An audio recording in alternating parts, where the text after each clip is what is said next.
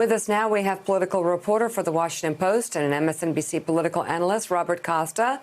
He is the moderator of Washington Week on PBS. MSNBC contributor and author of How the Right Lost Its Mind, Charlie Sykes.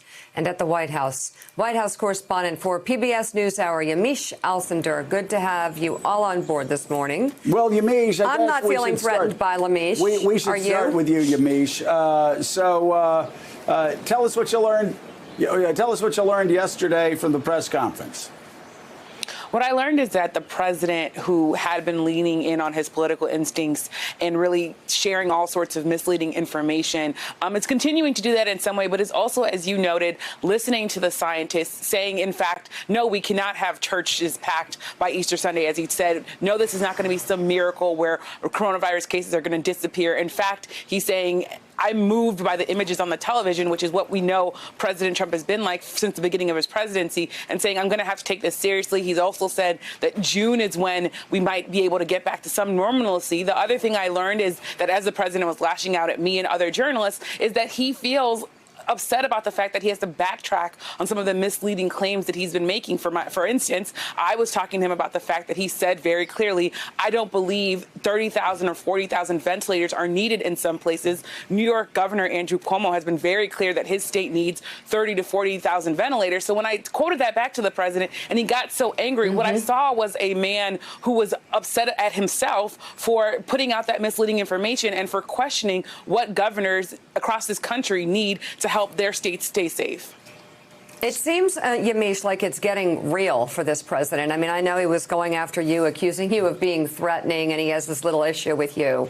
But when you heard the things that he was saying, you can hear the facts closing in on him. You can't deny the facts. You can't deny the video and the pictures that back up these facts.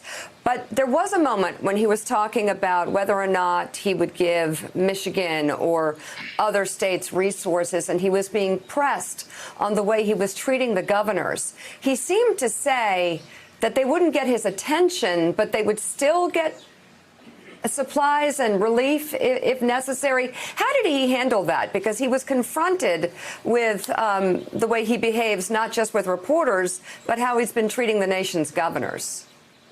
That's right. He said, yes, I'm upset about the fact that there are governors that I feel like aren't being nice to me. And he said, I probably won't be calling them, but I know that Vice President Mike Pence will be calling them. And by the way, they will still be getting the resources that they need. I think we're still going to have to continue to press this administration on exactly how the president's thoughts and his feelings and his instincts are impacting the way that he's actually giving resources to different states, because the president was very clear that he thinks that some people are making up their numbers. He also said yesterday in a very kind of confusing way that masks might be going missing at hospitals because there might be some sort of behavior there that's questionable that people should be looking into. What we really know is that hospitals are in dire shortage of things like masks and gowns, and that this is a president who has invoked the Defense Production Act for one company, for one item, ventilators, General Motors, but he hasn't gone the full force. He hasn't used the full force of the federal government to give hospitals what they need. Thanks for checking out MSNBC on YouTube, and make sure you subscribe to stay up to date on the day's biggest stories. And you can click